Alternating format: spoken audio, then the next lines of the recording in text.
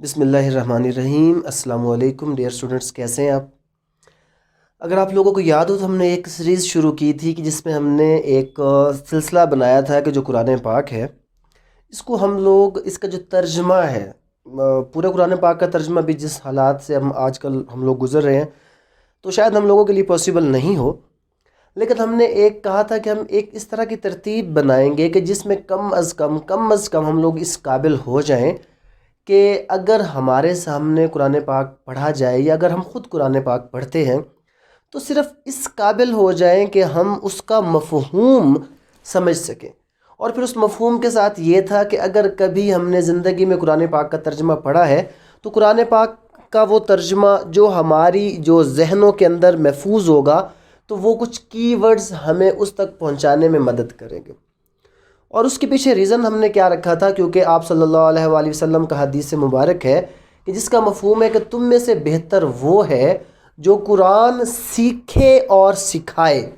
یہاں پر ایک بات ذہن میں رکھ لیں کہ پڑھنا پڑھانا نو ڈاؤٹ اس کا جو اجر ہے وہ اللہ تعالیٰ نے دینا ہے، ہم اس کا کوئی بھی وہ نہیں کہتے، ہم ان چیزوں کو نگیٹ نہیں کر رہے، بٹ یہاں پر جو بات کہی گئی ہے کہ سیکھنا اور سکھانا، تو اگر ہم اپنی پریکٹیکل لائف میں دیکھ لیں تو آج کل ہم نے قرآن پاک کو کیا کر دیا ہے، ایک ہولی بک بنا کر رکھ دیا ہے، اس کو غلاف کے اندر چھپا کر، اور بس ایک سیرومونیل ٹائپ کا اور ایک ریلیجیس فنکشن ہے اس کا کہ کبھی ہم نے جمعہ کا دن اس کی کوئی صورت پڑھ لی یا قرآن پاک کو کبھی ہم نے رمضان شریف میں اس کا ایک بار ختم کر لیا، بس تو ہم نے کہا کہ اس کا فرض ادا ہو گیا۔ ہرگز نہیں، قرآن پاک جو ہے یہ کوئی کتاب مذہبی نہیں ہے، یہ معاملات کی کتاب ہے۔ اس کے 3 حصے ہیں، عبادات، معاملات، اخلاقیات۔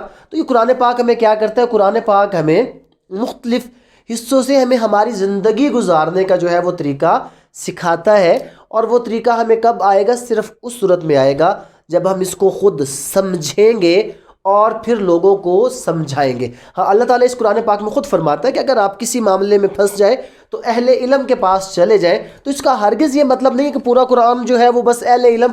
تو یہ ہم نے جو کچھ لوگوں کے اوپر یہ ذمہ داری ڈال کر اور ان کے لیے ایک ٹھیکہ داری سسٹم بنا دی کہ بس یہ اس کی ذمہ داری ہے، ہرگز ایسا نہیں ہے۔ اللہ تعالیٰ قرآن پاک میں کسی خاص طبقے کو مخاطب نہیں کرتا، مختلف جگہ پر مختلف لوگوں کو مخاطب کیا جاتا ہے۔ تو وہ کب، وہ کوئی کیا آپ نے یہ پڑھا کہ پورے کا پورا قرآن پاک اس کا جو مخاطب ہے وہ کون ہے؟ کہ جی اے علماء کرام، اے مولوی حضرات؟ ہرگز نہیں۔ ہاں، کہیں پر ہمیں ملا ضرور کہ اگر تمہیں اس قرآن میں کوئی تکلیف ہو، کہیں پر کسی مسئلے پہ تمہیں ایشو ہو تو اہل علم کے پاس چلے جاؤ، علماء کرام کے پاس چلے جاؤ۔ ادروائز کیا کہا؟ یا ایھا الذین، اے لوگو، یا ایھا الذین آمنو، اے ایمان والو۔ ہر جگہ پر کیا کہا؟ تمام لوگوں کو مخاطب کیا، ہم لوگوں کو مخاطب کیا۔ تو ہم لوگوں کو کیا چاہیے کہ ہم اس کو کوشش کریں کہ ایٹ لیسٹ اپنی زندگی میں، اور میرا ایک ارادہ تھا کہ میرے کالج کے جتنے اسٹوڈنٹس میرے پاس آئیں گے تو انشاءاللہ میں ان لوگوں کو اس قابل کروں گا کہ ہم اس قرآن پاک کا جو ترجمہ ہے وہ بالکل ہم نے سادہ الفاظ میں، ہم نے اس کو کیا کرنا ہے، ہم نے اس کا ایک سمپل طریقہ نکالنا ہے۔ ہم نے قرآن پاک کے الفاظ کو اردو کے الفاظ کے ساتھ ایکویٹ کرنا ہے، ملانا ہے، اس کی پہچان کرنی ہے، اور ہم نے اس کے ترجموں کے رٹے نہیں لگانے، ہم نے اس کو اس حد تک سیکھنا ہے کہ ہمارے لیے آسانی ہو جائے۔ تو اسی حوالے سے یہ میں نے ایک چھوٹی سی کوشش کی آپ لوگوں کے لیے، جو کہ ہم کلاس میں بھی کرتے آ رہے تھے، لیکن یہ کرونا وائرس کی وجہ سے وہ سب کچھ رک گیا۔ تو اب یہ بیسیکلی تو ایک سلیبس کے حوالے سے LLB سیکنڈ سیمسٹر کے جو ہمارے لوگ ہیں ان کے سلیبس کا ایک مدنی صورت جس کی 14 آیات ہے، سورۃ الصف، اسلامیات میں اس کا حصہ ہے، لیکن یہ تمام لوگ ان لوگوں کے لیے بھی ہے جو میرے کالج کے یا کالج سے ہٹ کر جو لوگ کیا چاہتے ہیں، جو قرآن پاک کا ترجمہ سیکھنا چاہتے ہیں۔ ہم کوئی بہت بڑی عالمانہ گفتگو کے اندر، تنقید کے اندر، تفسیر کے اندر نہیں جائیں گے، ہم یہاں پر بالکل سادہ الفاظ میں اس کا ترجمہ اور اس کا مفہوم سمجھنے کی کوشش کریں گے۔ تو اس کوشش کے لیے کیا ہے کہ جس طرح میں نے ایک ترتیب بنائی تھی کہ کچھ ایسے لفظ ہیں جو قرآن پاک میں بہت بار، آلموسٹ جس طرح انگلش ہے نا کہ واولز ہیں، ہر لفظ میں واول ہوتا ہے، تو قرآن پاک میں کچھ ایسے الفاظ ہیں کہ جو بار بار ریپیٹ ہو رہے ہیں، بار بار ہر آیت کے اندر ریپیٹ ہوتے ہیں۔ تو پہلے ہم نے کیا کہا تھا کہ ہم ہر اس دن کے اندر کوئی 2 یا 3 لفظوں کا کیا کریں گے، ان کا مطلب اپنے ذہن میں، یہ مطلب ہم نے ذہن میں بٹھانا ہے۔ جیسے ماں کا مطلب کیا ہے؟ جو۔ ماں کا مطلب کیا ہے؟ جو۔ اور فی کا مطلب کیا ہے؟ میں. ما کا مطلب کیا ہوا؟ جو. فی کا مطلب کیا ہوا؟ میں. اور وا کا مطلب کیا ہوا؟ اور. یہ وا جگہ جگہ پر بھی، یہاں پر بھی ہم دیکھیں گے ما بھی ہوگا، فی بھی ہوگا. جیسے سبح للہ ما، تو یہاں پر کیا آ گیا؟ ما آ گیا. فی، تو یہاں پر کیا آ گیا؟ ما فی السما. وا، تو پھر کیا آ گیا؟ وا. اب قرآن پاک کی جو بھی آیت اٹھائیں گے وہاں پر آپ کو یہ لفظ ملتے جائیں گے کہ جو ما کی صورت میں ہوگا، فی کی صورت میں ہوگا، وا کی صورت میں. لما، لما کا کیا ہے؟ یہ سوال کے لیے اللہ تعالیٰ استعمال کرتا ہے، کیوں، جس کو ہم وائے کہتے ہیں. اور لا کے لیے کیا ہے؟ نہیں. اور ان کے، ایک ہے انا، بے شک، وہ الگ چیز ہے. یہاں پر ابھی کیا ہے؟ ان. اب پہلا ہمارا فوکس آج کے دن کا یہ ہے کہ یہ 6 لفظ ہم نے اپنے ذہنوں میں اس طرح بٹھانے ہیں کہ کل مجھے دوبارہ یہ مطلب نہ بتانا پڑے. پہلا لفظ ما، کیا ہے؟ ما، جو. فی، میں یعنی کہ ان. وا، اور یعنی کہ اینڈ. لما، کیوں یعنی کہ وائے. لا، نو یعنی کہ نہیں.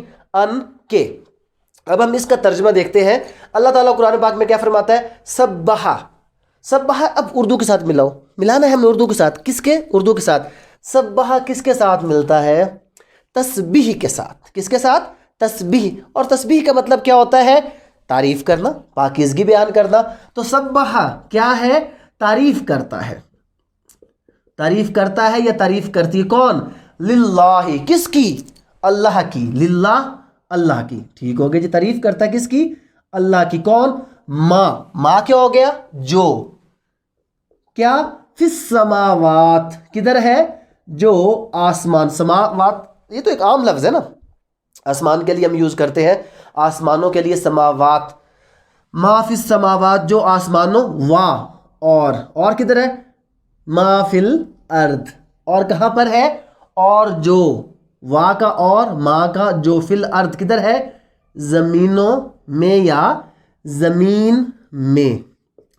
کیا ہو گیا؟ سبح للہ ما فی السماوات و ما فی الارض. تعریف کرتی ہے اللہ کی جو چیز آسمانوں میں ہے اور جو زمین میں ہے.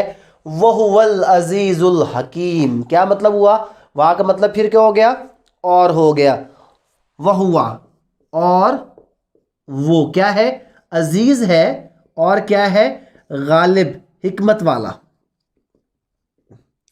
تو اللہ کیا ہے؟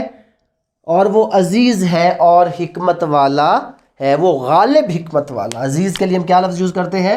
غالب. تو کیا ہوا؟ سبح للہ ما فی السماوات و ما فی الارض وہو العزیز الحکیم. کہ تعریف بیان کرتی ہے اللہ کی جو چیز آسمانوں میں ہے اور جو زمین میں، اور وہ غالب، حکمت والا ہے.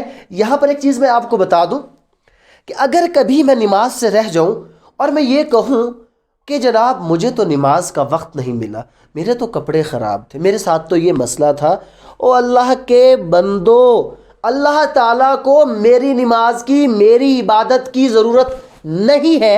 اللہ تعالیٰ کی تو تعریف ہر وہ چیز جو آسمان اور جو زمین، جس کا حساب لگایا ہی نہیں جا سکتا.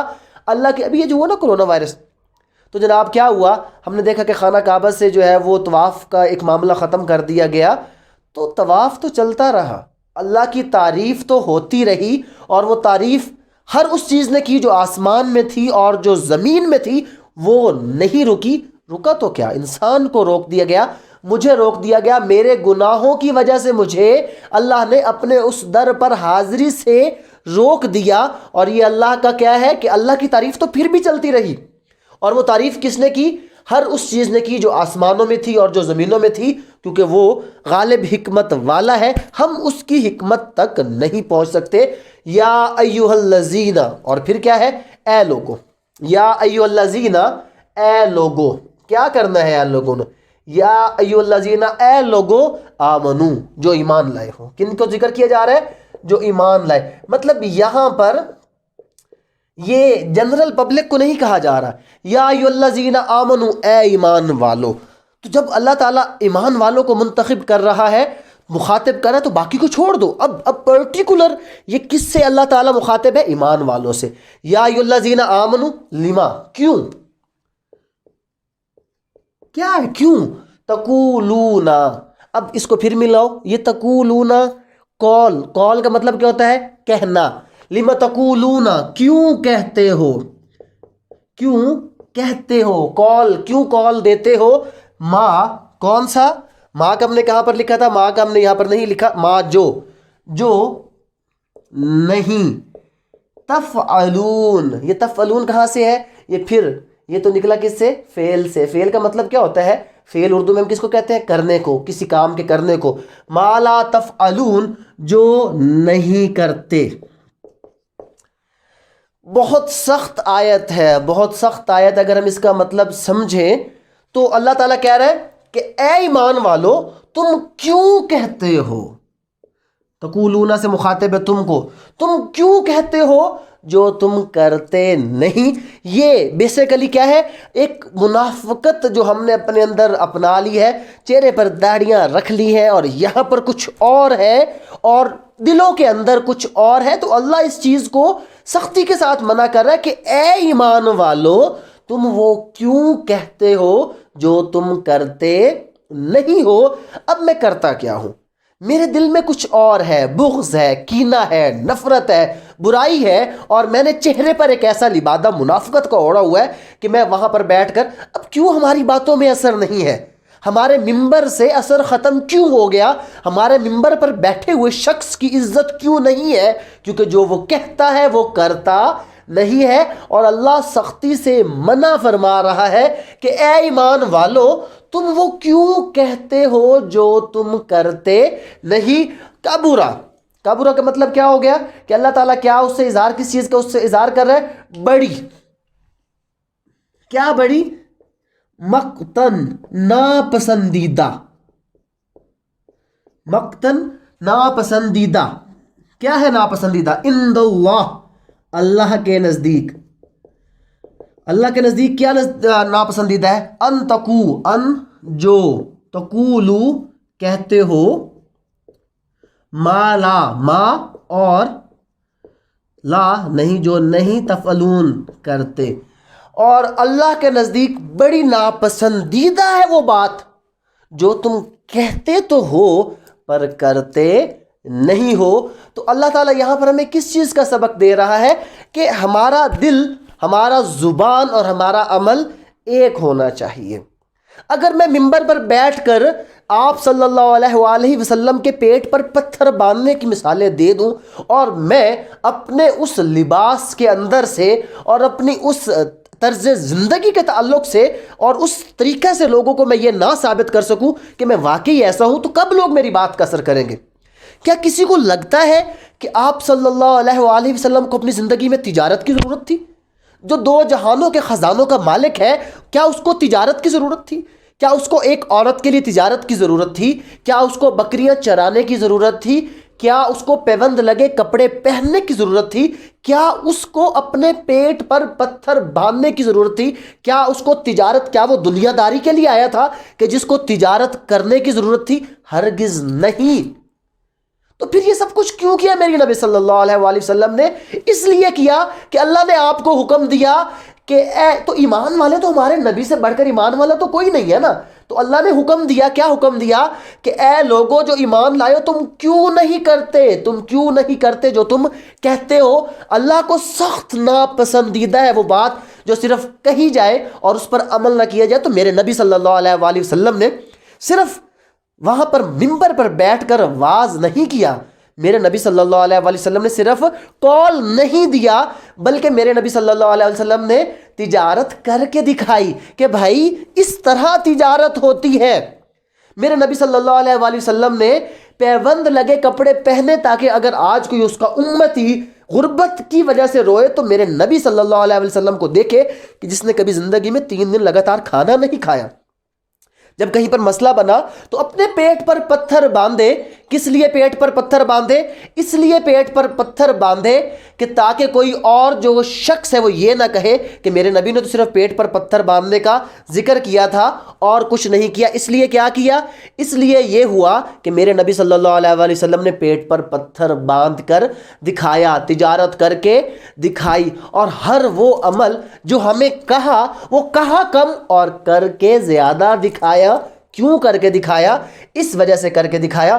آج اگر ہمارے اندر یہ ساری باتیں آ جائیں کہ ہم کہنے سے زیادہ، ایک بڑی پیاری چھوٹی سی بات آپ کو میں بتاتا ہوں کہ کچھ لوگ جب تبلیغ کی غرض سے جا رہے تھے، حضرت عثمان غنی رضی اللہ تعالیٰ عنہ کے پاس تشریف لائے کہ آپ ہمیں کوئی اس بارے میں نصیحت کریں کہ ہم تبلیغ کے دوران کس چیز کا خیال رکھیں، تو آپ نے فرمایا کوشش کرنا کہ تبلیغ کے دوران زبان کا استعمال کم سے کم ہو۔ مطلب یہ عمل ہے، یہ ایک ایسی چیز ہے، اسلام پھیلا کس سے؟